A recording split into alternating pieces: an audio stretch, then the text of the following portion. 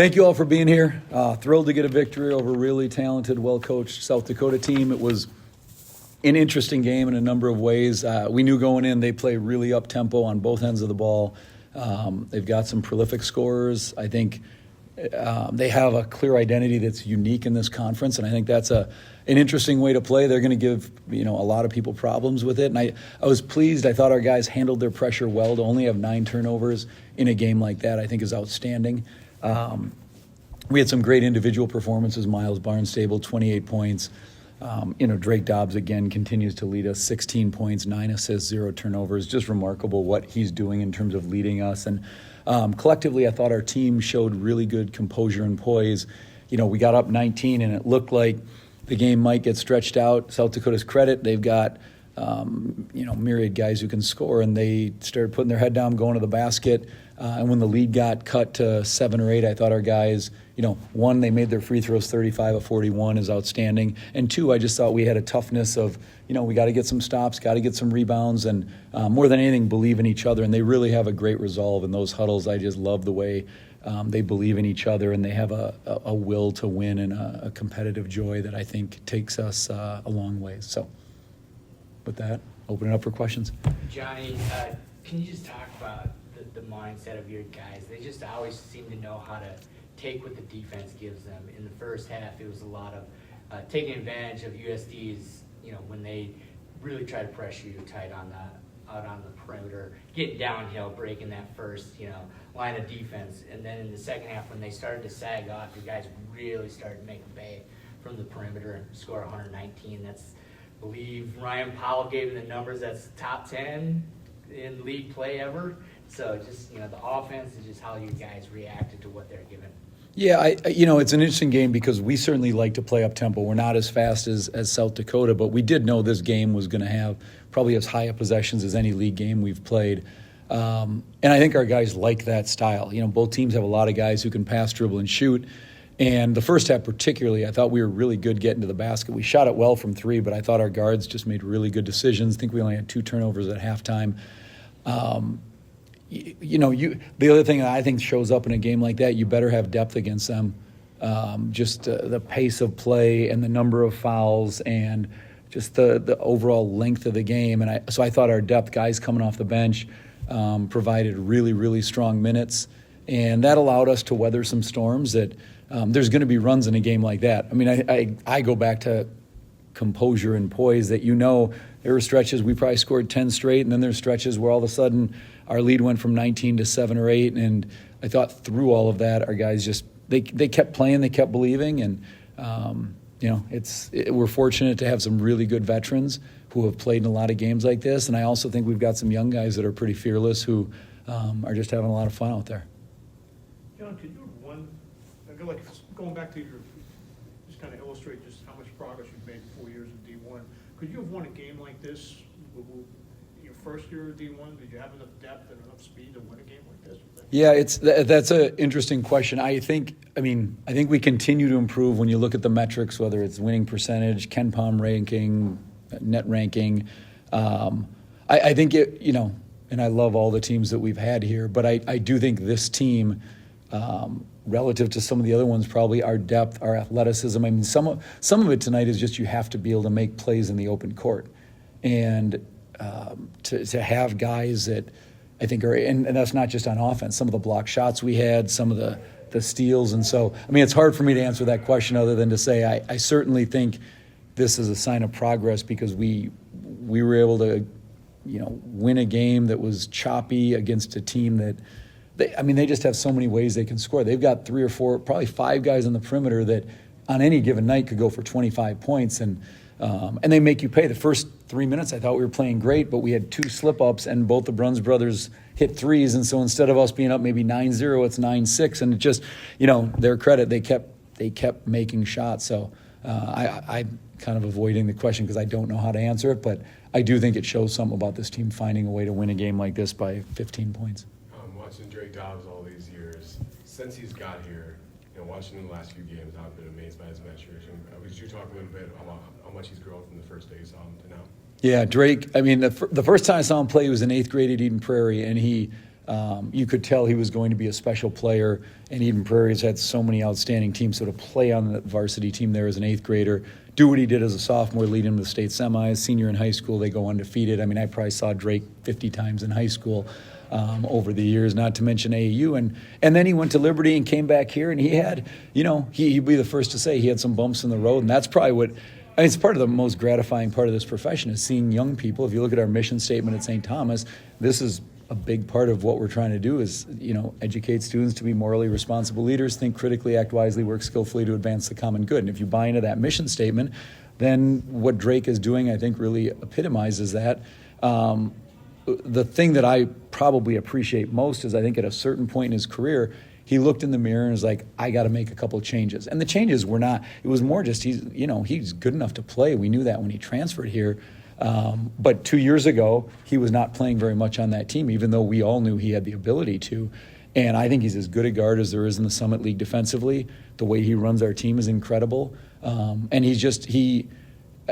as a coach, you always love when you have a point guard that you feel like you can communicate with, and he can really be sort of, I'm not giving you the right metaphor, but he's orchestrating things on the floor in the way we want it. And so incredibly proud of him. And the other part I appreciate, he's out there and he has a smile on his face a lot, which isn't fake. He just, we talk about competitive joy. He loves to be out there. But the benefit, you watch him with a Nolan Minnesali who's a freshman, or Miles who's in his first year in our program, or Ben Oosterbaan who's a redshirt freshman. If you're in that huddle with Drake and he's smiling, telling you like, hey guys, you can do it, we can do it, I think that just gives people a belief. And so it's really fun to see guys at this point in their career like Drake excelling the way he is, not just individually, but leading us collectively. Johnny, another player that just ceases to amaze, I think, everybody here. He's not a loud player with how he steps out on the court or the way he plays, but Miles Barnstable just continues to have a very massive impact on his team. Last 4 games, he's got one of 30 points, a 20-point game. Tonight, a 28-point game, coming up from the D3 ranks. Did you see this coming with him? You knew he would fit, but did you see this type of production from him? We thought Miles was really good when we recruited him. I mean, you scour a lot of tape on guys who are in the transfer portal, and there's a reason that we really focused on him in terms of a scoring guard. And did I think he was going to have games of 20, 30, and 28 in 3 of the first 4 conference games? I'm not going to tell you that, Tim. But I do think, you could just tell. He came, when he came on his visit here, you could tell he loves basketball. He's got the passion for it. He puts in the time. He's tough-minded. And he's very coachable. I mean, that to me, the thing, he was scoring points early in the year, but he'd be the first to say, like, there were defensively, rebounding, turnovers, stuff that the other parts of the game were to be an elite scorer. Sometimes cleaning those parts up just makes everything flow more easily. So tonight he only had 1 turnover. He's taking great care of the ball. I continue to be more impressed with the strides he's making defensively. And so tonight there were 3 or 4 plays he made where he just blew up handoffs. He's communicating better. He isn't, as you said, he's not the most talkative guy, but if you watch the growth he's had in all these other areas, the points are easy to look at. But that's not, to me, he's playing the way we play. I go back to that loose ball at North Dakota State. That might be the best play we've had this season in terms of what it represents. Our guys love him, and he's just stepped in, and he continues to learn and grow, and it's nice to see that when you can tell somebody's very coachable and you give them feedback, and then they go out in both practice and games and they're intentional about how they can work to improve. Undefeated at home, correct? I think we're undefeated at home. So yes. What are the comforts of home that are leading to an undefeated record at home? Yeah, the last 2 years, I think we were 24-4, and whatever we played this year, I think maybe 8 games, so we're probably 32-4 the last 3 years. And I think, hey, home court in college basketball is big. You look around the country. I was looking at the stats the other day, and I think our conference at home in the non-conference, I'm making this up, but it was close to 80% win percentage at home in the non-conference. So it's not, home court means something in college basketball. There's a reason everybody wants to play at home. I do think our crowd is outstanding. It's a great environment here. Our administration has done an excellent job of getting the word out in the community, from our students to our season ticket holders. And part of it, and I say this all the time, but if you come watch this team on a Saturday night, I don't know what else is more entertaining in town. Like, these guys are so easy to root for. Their unselfishness, the joy they play with, they're good guys. We just got our grades, and they had a great semester in the classroom. 6 of them made the dean's list. So it's just, to me, it's all those, the confluence of all those things together. It's a pretty special place. But a lot of things go into that, and a lot of people work really, really hard, and you don't ever take that for granted, because the people who come out and share their Saturday night or their Wednesday night with us, that's not the reason we play, but certainly we want them to feel like this is as good entertainment as you can find in the metro area. Johnny, one last one for me. Tonight was kind of a weird game with how it was called, just so many fouls called. I think there's close to 70 free throws attempted or something crazy like that. 84. 58 fouls, 84 free throws. Way short.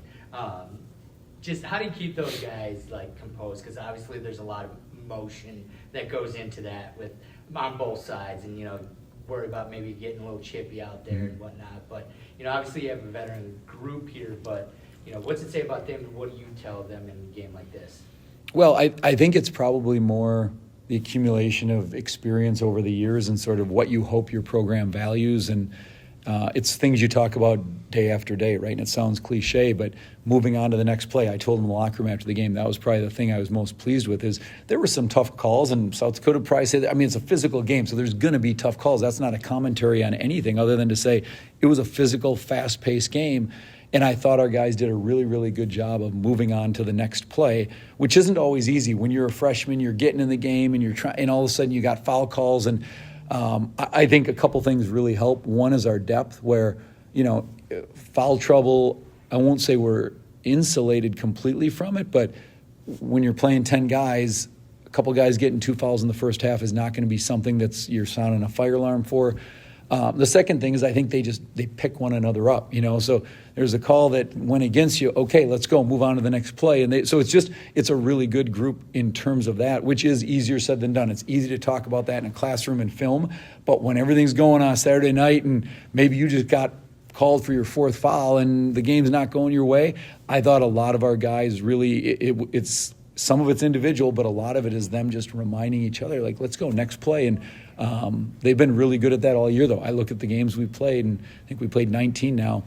I think I've walked out of every game feeling fortunate to coach these guys, even though we're 14-5, even the 5 we lost, and some of those were outstanding opponents. But I walk out every night. These guys are just awesome to coach. Anybody else? It's autograph day. Who's the safest with the kids? Who's the scariest? Autograph day. We have nice kids. It's always nice to have a win with autograph day, but it was great to have so many kids from the community. I do think that's, RJ, the other part of this. As we build this and you look down the road to a new arena, whatever else, I just think the community, the outreach, our summer camps, all the kids who come to this game, that's part of what we want our program to stand for. Is Phil Eston, our AD, talks about comprehensive excellence, and that's in competition, that's in the classroom, it's in the community, it's your character. And those 4 things, you're not going to be perfect at them, but I think our guys, it's a joy to coach them when you say, yeah, these are really good guys who, after a game where they probably got other stuff they'd like to do on a Saturday night, after a long game like that, they're out there signing autographs, and those are the same kids they were coaching up in the field house in the summer. So it's cool to see that sort of full circle, and we're looking forward someday some of those campers will be playing for us at UST. Thanks, everyone. All right. Thank you, guys. Appreciate you staying late. Who's going with